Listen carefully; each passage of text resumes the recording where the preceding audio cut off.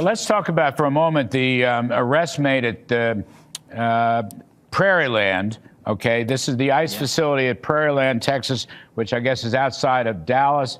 Allegedly, 2 Antifa people have been arrested, maybe more. Can you tell us a little more about that?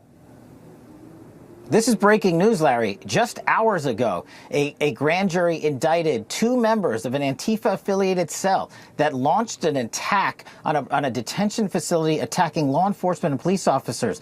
20 individuals have been charged so far, but the key here is for the first time, under the president's authorities, designated Antifa as a domestic terror organization. We have charged these 2 individuals with material support to terrorism for their involvement in Antifa. This was a coordinated, planned attack by dozens of individuals to murder police officers. And Larry, a police officer was actually shot in the neck. These guys came and staged a scene at a detention center using fireworks, then brought in long guns and rifles. They were kitted out in bulletproof vests and masks and opened fire at law enforcement. This is what President Trump is prioritizing. We have to protect the men and women of law enforcement. And yes, Antifa exists.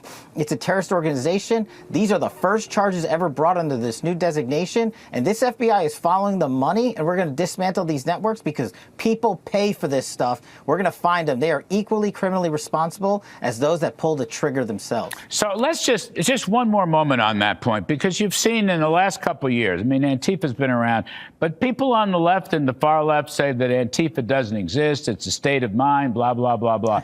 You're saying 2 real people, domestic terrorists, okay? They were indicted by the grand jury. I mean, if they're not real, then how come 2 people were indicted, and that they were involved in attacking the ICE facility? They have to be real. It's not a state of mind.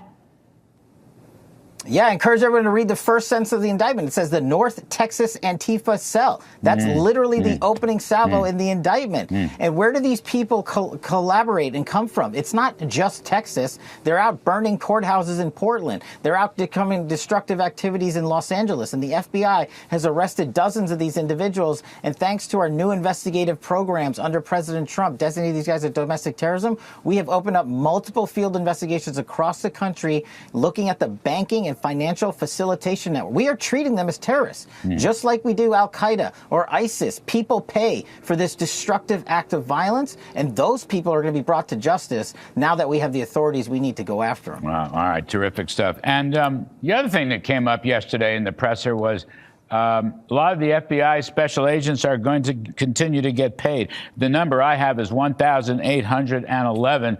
I mean, we need them out there on the front lines. You're going to get them paid, Kash? Can you do that?